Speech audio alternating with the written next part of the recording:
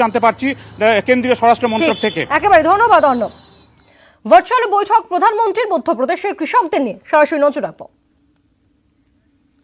35 लाख किसानों के बैंक खातों में 1600 करोड़ रुपए ट्रांसफर किए जा रहे हैं। कोई बिचौलिया नहीं, कोई कमीशन नहीं, कोई कट नहीं, कोई कटकी नहीं, सीधे किसानों के बैंक खातों में मदद पहुंच रही है। टेक्नोलॉजी के कारण ही ये संभव हुआ है और भारत ने बीते 5-6 वर्षों में जो ये आधुनिक व्यवस्था बनाई है उसकी आज पूरी दुनिया में चर्चा भी हो रही है और उसमें हमारे देश के युवा टैलेंट का बहुत बड़ा योगदान है। साथियों, आज यहां इस कार्यक्रम में भी कई किसानों को किसान क्रेडिट कार्ड सौंपे गए हैं। पहले किसान क्रेडिट कार्ड हर कोई किसान को नहीं मिलता था। हमारी सरकार ने किसान क्रेडिट कार्ड की सुविधा देश के हर किसान के लिए उपलब्ध कराने के लिए हमने नियमों में भी बदलाव किया है। अब किसानों को खेती से जुड़े कामों के लिए आसानी से आवश्यक पूंजी मिल रही है। इसमें उन्हें दूसरों से ज्यादा ब्याज पर कर्ज लेने की मजबूरी से भी मुक्ति मिली है। साथियों, आज इस कार्यक्रम में भंडारण, कोल्ड स्टोरेज यानी वेयर हाउसिंग, कोल्ड स्टोरेज, इससे जुड़े इंफ्रास्ट्रक्चर और अन्य सुविधाओं का लोकार्पण और शिलान्यास भी हुआ है। ये बात सही है कि किसान कितनी भी मेहनत कर ले, लेकिन फल, सब्जियां, अनाज, उसका अगर सही भंडारण न हो, सही तरीके से न हो, तो उसका बहुत बड़ा नुकसान होता है। और ये नुकसान सिर्फ किसान का ही नहीं, ये नुकसान पूरे हिंदुस्तान का होता है। एक अनुमान है कि करीब करीब 1 लाख करोड़ रुपए के फल, सब्जियां और अनाज हर साल इस वजह से बर्बाद हो जाते हैं। लेकिन पहले इसे लेकर भी बहुत ज्यादा उदासीनता थी। अब हमारी प्राथमिकता भंडारण के नए केंद्र, कोल्ड स्टोरेज का देश में विशाल नेटवर्क और उससे जुड़ा इंफ्रास्ट्रक्चर बनाना, ये भी हमारी प्राथमिकता है। मैं देश के व्यापारी जगत को, उद्योग जगत से भी आग्रह करूंगा कि भंडारण की आधुनिक व्यवस्थाएं बनाने में, कोल्ड स्टोरेज बनाने में, फूड प्रोसेसिंग के नए उपक्रम लगाने में हमारे देश के उद्योग और व्यापार जगत के लोगों ने भी आगे आना चाहिए। सारा काम किसानों के सर पे मढ़ देना, ये कितना उचित है? हो सकता है आपकी कमाई थोड़ी कम होगी, लेकिन देश के किसान का, देश के गरीब का, देश के गांव का भला होगा। साथियों, भारत की कृषि, भारत का किसान अब और पिछड़ेपन में नहीं रह सकता। दुनिया के बड़े बड़े देशों के किसानों को जो आधुनिक सुविधा उपलब्ध है, वो सुविधा भारत के भी किसानों को मिले, इसमें अब और देर नहीं की जा सकती। समय हमारा इंतजार नहीं कर सकता। तेजी से बदलते हुए वैश्विक परिदृश्य में भारत का किसान सुविधाओं के अभाव में, आधुनिक तौर तरीकों के अभाव में असहाय होता जाए, ये स्थिति स्वीकार नहीं की जा सकती। पहले ही बहुत देर हो चुकी है। जो काम 25-30 साल पहले हो जाने चाहिए थे, वो आज करने की नौबत आई है। पिछले 6 साल में हमारी सरकार ने किसानों की एक एक जरूरत को ध्यान में रखते हुए अनेक महत्वपूर्ण कदम उठाए हैं। इसी कड़ी में देश के किसानों की उन मांगों को भी पूरा किया गया है जिन पर बरसों से सिर्फ और सिर्फ मंथन चल रहा था। बीते कई दिनों से देश में किसानों के लिए जो नए कानून बने, आजकल उसकी चर्चा बहुत है। एक कृषि सुधार, ये कानून रातों रात नहीं आए हैं। पिछले 20-22 साल से इस देश की हर सरकार ने, राज्यों की सरकार ने इस पर व्यापक चर्चा की है। कम अधिक सभी संगठनों ने इन पर विमर्श किया है।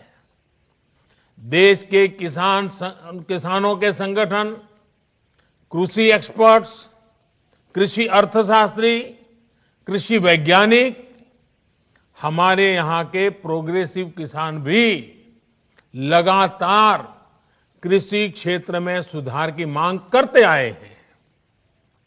सचमुच में तो देश के किसानों को उन लोगों से जवाब मांगना चाहिए जो पहले अपने घोषणा पत्र में इन सुधार करने की बात लिखते थे, वकालत करते थे और बड़ी बड़ी बातें करके किसानों के वोट बटोरते रहे, लेकिन अपने घोषणा पत्र में लिखे गए वादों को भी पूरा नहीं किया। सिर्फ इन मांगों को टालते रहे क्योंकि किसानों की प्राथमिकता नहीं था और देश का किसान इंतजार ही करता रहा। अगर आज देश के सभी राजनीतिक दलों के पुराने घोषणा पत्र देखे जाएं, तो उनके पुराने बयान सुने जाएं, पहले जो देश की कृषि व्यवस्था संभाल रहे थे, ऐसे महानुभावों की चिट्ठियां देखी जाए, तो आज जो कृषि सुधार हुए हैं वो उनसे अलग नहीं है। वो जिन चीजों का वादा करते थे वही बातें इन कृषि सुधारों में की गई हैं। मुझे लगता है उनको पीड़ा इस बात से नहीं है कि कृषि कानूनों में सुधार क्यों हुआ। उनको तकलीफ इस बात में है कि जो काम हम कहते थे लेकिन कर नहीं पाते थे, वो मोदी ने कैसे किया, मोदी ने क्यों किया, मोदी को इसका क्रेडिट कैसे मिल जाए। मैं सभी राजनीतिक दलों को हाथ जोड़ के कहना चाहता हूं, आप सारा क्रेडिट अपने पास रख लीजिए। आपके सारे पुराने घोषणा पत्रों को ही मैं क्रेडिट देता हूं, मुझे क्रेडिट नहीं चाहिए। मुझे किसान के जीवन में आसानी चाहिए, समृद्धि चाहिए, किसानी में आधुनिकता चाहिए। आप कृपा करके देश के किसानों को बरगलाना छोड़ दीजिए, उन्हें भ्रमित करना छोड़ दीजिए। साथियों, ये कानून लागू हुए 6-7 महीने से ज्यादा समय हो चुका है। लेकिन अब अचानक भ्रम और झूठ का जाल बिछाकर अपनी राजनीतिक जमीन जोतने के खेल खेले जा रहे हैं। किसानों के कंधे पर बंदूक रखकर वार किए जा रहे हैं। आपने देखा होगा, सरकार बार बार पूछ रही है, मीटिंग में भी पूछ रही हैं, पब्लिकली पूछ रही हैं। हमारे कृषि मंत्री टीवी इंटरव्यू में कह रहे हैं, मैं खुद बोल रहा हूं कि भाई आपको कानून में किस क्लॉज में क्या दिक्कत है बताइए। जो भी दिक्कत है वो आप बताइए। तो इन राजनीतिक दलों के पास कोई ठोस जवाब नहीं होता और यही इन दलों की सच्चाई है। साथियों, जिनकी खुद की राजनीतिक जमीन खिस गई है, वो किसानों की जमीन चली जाएगी, किसानों की जमीन चली जाएगी का डर दिखाकर अपनी राजनीतिक जमीन खोज रहे हैं। आज जो किसानों के नाम पर आंदोलन चलाने निकले हैं, जब उनको सरकार चलाने का या सरकार का हिस्सा बनने का मौका मिला था, उस समय इन लोगों ने क्या किया, ये देश को याद रखना जरूरी है। मैं आज देशवासियों के सामने, देश के किसानों के सामने, इन लोगों का कच्चा चिट्ठा भी देश के लोगों के सामने, मेरे किसान भाइयों बहनों के सामने आज मैं खुला करना चाहता हूं, मैं बताना चाहता हूं। साथियों, किसानों की बातें करने वाले लोग आज झूठे आंसू बहाने वाले लोग कितने निर्दयी हैं, इसका बहुत बड़ा सबूत है स्वामीनाथन कमेटी की रिपोर्ट। स्वामीनाथन कमीशन की रिपोर्ट आई, लेकिन ये लोग स्वामीनाथन कमेटी की सिफारिशों को 8 साल तक दबाकर बैठे रहे। किसान आंदोलन करते थे, प्रदर्शन करते थे, लेकिन इन लोगों के पेट का पानी नहीं लिहाला। इन लोगों ने यह सुनिश्चित किया कि इनकी सरकार को किसान पर ज्यादा खर्च न करना पड़े, इसलिए इस रिपोर्ट को दबा दो। इनके लिए किसान देश की शान नहीं, इन्होंने अपनी राजनीति बढ़ाने के लिए किसान का समय समय पर इस्तेमाल किया है। जबकि किसानों के लिए संवेदनशील, किसानों के लिए समर्पित हमारी सरकार किसानों को अन्नदाता मानती है। हमने फाइलों के ढेर में फेंक दी गई स्वामीनाथन कमेटी की रिपोर्ट बाहर निकाला और इसकी सिफारिश से लागू की। किसानों को लागत का 1.5 गुना एमएसपी हमने दिया। साथियों, हमारे देश में किसानों के साथ धोखाधड़ी का एक बहुत ही बड़ा उदाहरण है कांग्रेस सरकारों के द्वारा की गई कर्ज माफी। जब 2 साल पहले मध्य प्रदेश में चुनाव होने वाले थे, तो कर्ज माफी का वायदा किया गया था। कहा गया था कि सरकार बनने के 10 दिन के भीतर सारे किसानों का कर्ज माफ कर दिया जाएगा। कितने किसानों का कर्ज माफ हुआ? सरकार बनने के बाद क्या क्या बहाने बताए गए, ये मध्य प्रदेश के किसान मुझसे भी ज्यादा अच्छी तरह जानते हैं। राजस्थान के लाखों किसान भी आज तक कर्ज माफी का इंतजार कर रहे हैं। किसानों को इतना बड़ा धोखा देने वालों को जब मैं किसान हित की बात करते देखता हूं तो मुझे बड़ा आश्चर्य होता है। ये कैसे लोग हैं? क्या राजनीति इस हद तक जाती है? क्या कोई इस हद तक छल कपट कैसे कर सकता है? और वो भी भोले भाले किसानों के नाम पर। किसानों को और कितना धोखा देंगे ये लोग।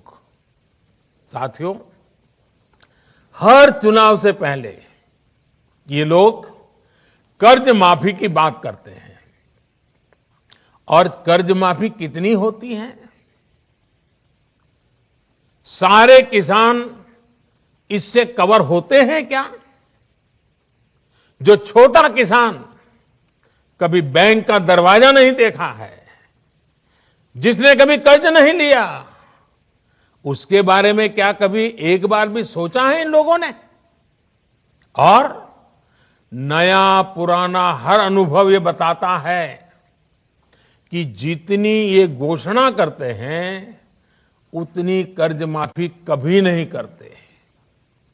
जितने पैसे ये भेजने की बात कर रहे हैं उतने पैसे किसानों तक कभी पहुंचते ही नहीं है। किसान सोचता था कि अब तो पूरा कर्ज माफ होगा और बदले में उसे मिलता था बैंकों का नोटिस और गिरफ्तारी का वारंट। और इस कर्ज माफी का सबसे बड़ा लाभ किसे मिलता था? इन लोगों के करीबियों को, नाते रिश्तेदारों को। अगर मेरे मीडिया के मित्र अगर थोड़ा खंगालेंगे तो ये सब 8-10 साल पहले की रिपोर्ट में उन्हें पूरी तरह कच्चा चिट्ठा मिल जाएगा। यही उनका चरित्र रहा है। किसानों की राजनीति का दम भरने वालों ने कभी इसके लिए आंदोलन नहीं किया, प्रदर्शन नहीं किया। कुछ बड़े किसानों का कर्ज 10 साल में एक बार माफ हो गया, इनकी राजनीतिक रोटी सिक गई, काम पूरा हो गया। फिर गरीब किसान को कौन पूछता है? वोट बैंक की राजनीति करने वाले इन लोगों ने, और इन लोगों को देश अब भली भांति जान गया है, देश देख रहा है। देश हमारी नीयत में गंगा जल और मां नर्मदा के जल जैसी पवित्रता भी देख रहा है। इन लोगों ने 10 साल में एक बार कर्ज माफी करके लगभग 50,000 करोड़ रुपए देने की बात कही। 10 साल में एक बार 50,000 करोड़। हमारी सरकार ने जो पीएम किसान सम्मान योजना शुरू की है, उसमें हर साल किसानों को लगभग 75,000 करोड़ रुपए मिलेंगे। यानी 10 साल में लगभग 7.5 लाख करोड़ रुपया किसानों के बैंक खातों में सीधे ट्रांसफर।